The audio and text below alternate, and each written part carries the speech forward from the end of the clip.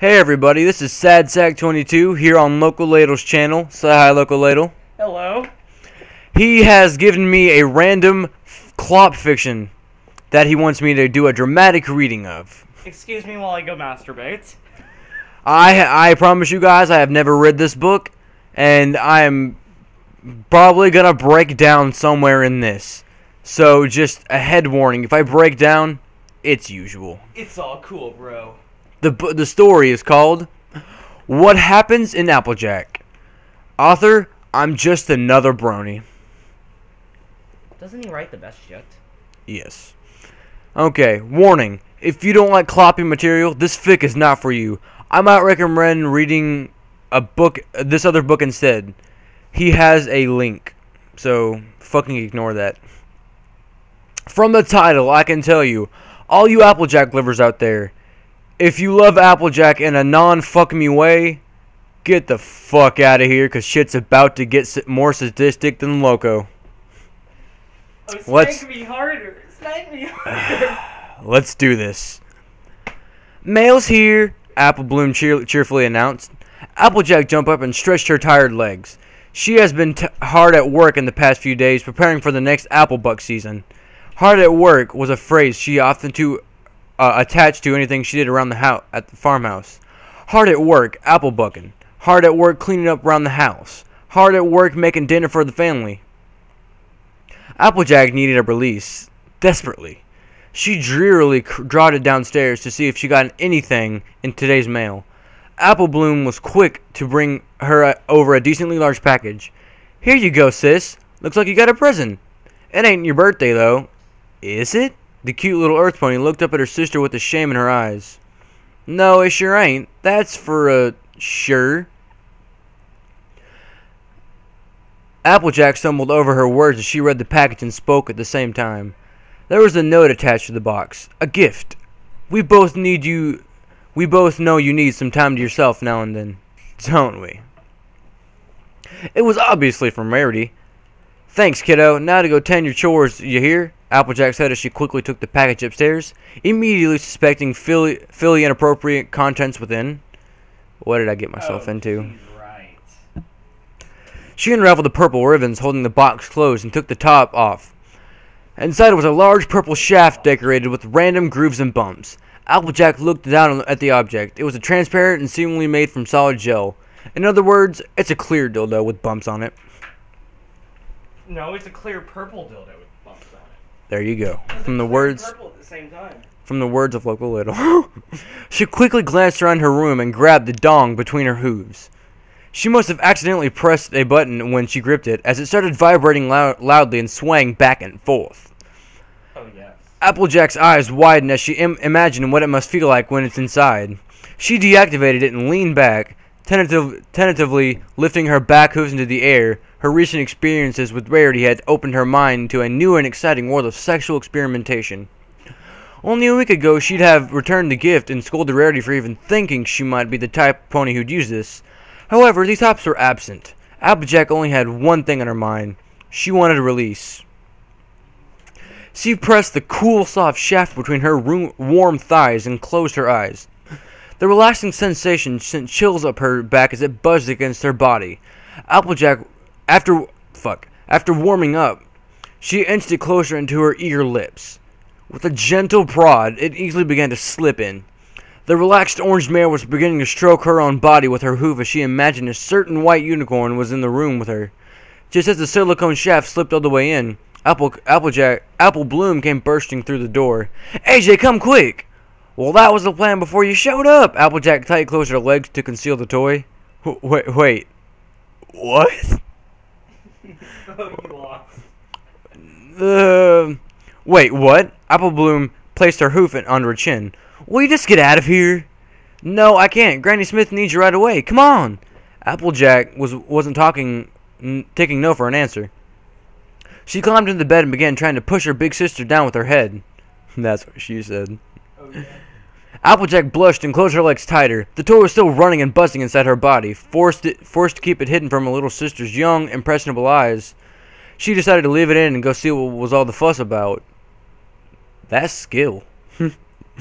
The two sisters trotted downstairs. Applejack much more slowly. "Hurry up, sis!"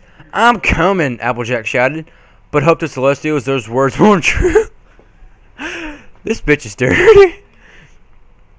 She finally made her way downstairs and saw Granny Smith partially asleep in the rocking chair.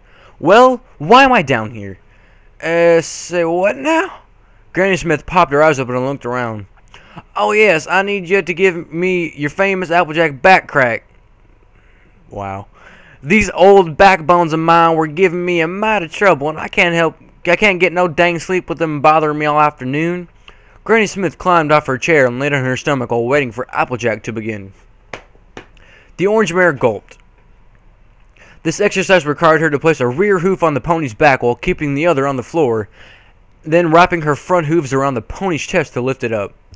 Granny, I'm not sure I'm really feeling up to it right now." "You got to. If I don't get my back popped, I won't be getting any sleep. And if I don't get no sleep, I'll be mighty cranky come dinner time." Granny continued laying face on the hardwood floor. Like a bitch. Applejack paused for a few moments, then decided she didn't really have a choice. Sure, revealing that she had a toy lodged in her vagina, to her little sister and grandmother would be bad. But as Applejack thought about it, Granny Smith missing her hat was a whole another bucket of beehives. "Alright, I'll do it, but you best be a little more appreciative this time." Applejack steeled her nerves and tightly tucked her tail between her legs to hold the rapidly vibrating dildo inside. How has she not cummed yet? Damn, this bitch got skills. As she stretched her leg over Granny Smith's back, she felt a tight tension inside of her, causing herself to experience an unexpected burst of pleasure. Applejack let out an involuntary moan, which startled her little sister. "You alright, sis?" Yeah, I'm okay." Applejack blushed and continued the process of cracking the old mare's back. What's that buzzing noise? We got skeeters in the house again?" Granny attempted to swat the air in front of her face. "It ain't nothing. Don't you worry about it." "Okay, nice and easy. You can do this." Applejack attempted to keep herself calm. She lifted her leg up and wrapped her hooves around Granny's torso as if she was fucking her.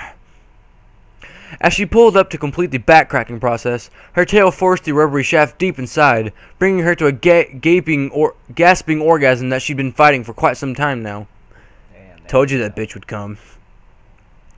Applejack closed her eyes and bit down on her tongue as she realized she'd just an orgasm while straddling her grandmother. Like an incest bitch. Just then, Big Mac and Brayburn walked to the front door. "Hey, cuz, we thought you could use an extra set of hooves this Applebuck season." The three ponies were all painfully quiet. "What in the name of all Applebucking is going on here?" Brayburn asked, his shocked expression speaking for itself. Applejack was the first to respond with a flushed face. Just doing the old back-cracking thing. Nothing, weird going on." Applejack proved to be the worst liar in all of Equestria. The shaft slipped out and fell onto Granny's lower back, still rapidly vibrating and flailing. "Ew, what's that?" Applejack covered her mouth with her hooves, shrieking. Brayburn began laughing, hysterical and falling over the floor. "Is it skaters? I told you we had skaters!" Granny Smith began trying to roll over and swat in the air. Big Mac stood stoic, his eyes twitching. Stoic. Fuck you. Applejack took a few steps back and desperately searched for the words to make this all blow over like nothing had happened. She wished it was a blow. Nothing came to mind. "Curse you, Rarity!" Granny managed to roll on her back and grab the buzzing object. Applejack quickly took a couple steps forward trying to take it, but stopped, not sure how to properly handle the situation. Read it. Read it. Well, I'll be darned if it ain't the biggest skeeter I've seen. "Granny, that ain't no skeeter," Applejack spoke up. "It ain't? Well, what is it then?" Granny held the shaft up to her nose and sniffed. Keep reading. Do I have to? It's funnier. Brayburn, still lying on the floor, took this opportunity to speak up. "It's a blueberry banana. Why don't you try to bite it?" "Whoa!" Read it. "No, Granny, don't!" Applejack shouted, but it was too late. The oblivious old mare took a big bite of the tip with a dong, using her false teeth to easily sever the light material. As she chewed it up, Brayburn became even more hysterical. Boys. Yes. No opening presents till we get up in the morning, okay? Okay, thank you for interrupting our reading. Sorry. Only mid-sentence. Go. Okay, let's start before we started. Applejack's face was as she chewed it up. Braber became even more hysterical. No way! That's just nasty, Graham. Graham crackers. Applejack's face was as red as Big Mac's. She stepped back again, fighting the urge to run away. Apple Bloom, go to your room, Sugar Cube. The excitable little filly would have normally protested, but she sensed something was off in the strange situation and welcomed an escape from her confusion. Confusion. The old earth pony wobbled her hooves and swished the rubbery chunk around in her mouth before spitting it across the room. Tastes like sweat and plastic. And Applejack. Wink, wink. Oh, that's why it tastes like sweat. That's wrong. Granny Smith sat back down in her chair, tightly clutching onto Applejack's gift as she spat out the piece, bounded dangerously close to Brayburn's face, who quickly scurried away. In a matter of seconds, Granny was asleep in her chair. Applejack pushed a hoof on her face as the embarrassment began to fully sink in. She knew there was no way she'd ever live this down. Big Mac lowered his head, torn between the shame of his sister's inappropriate actions and the hilarity of the whole situation. I don't know. I don't need to tell you this, AJ. But what you did in the privacy of your room is your own business. This is what happened when you let your antics venture out into the open. Don't let it happen again. Granny could have choked on that. Choking on a dildo. Like a boss. Like a bitch. Applejack lowered her head and accepted her lecture, even if it was a bit unorthodox. Brayburn, still in love with the moment, threw his share into the conversation. What a way to go! Could you imagine? Here lies Granny Smith. She was in a good granny, the best Smith. Met an untimely end. However, it was a suiting end for a mare with more foals than she could ever count. Surprising? Yes. No one would have guessed she would die on choking on a dill. Enough, Bray! Applejack cut her disrespectful cousin off. The small earth pony shot a mischievous glance. Doe. And that was the best clopfic I'm Just Another Brony has ever wrote. Noted by Sadsac22. Noted I did not know what this book was, and I regretfully said yes to reading it. And now I'm gonna go die in a corner. Well, bye. He said after he read Skidlow's Love for Pain, but I'm gonna legitimately do it this fuck. I'm gonna do cat therapy. Fuck that. Cat therapy. Oh, look at the little. You have a new cat, don't you? Yeah. Let's take a picture of your cat and give it to everyone. Fuck no, my cat's not a whore. Yes, it is. You post whore! You post whore cat! You post whore! Bye, you guys. We gotta make this video now. Peace.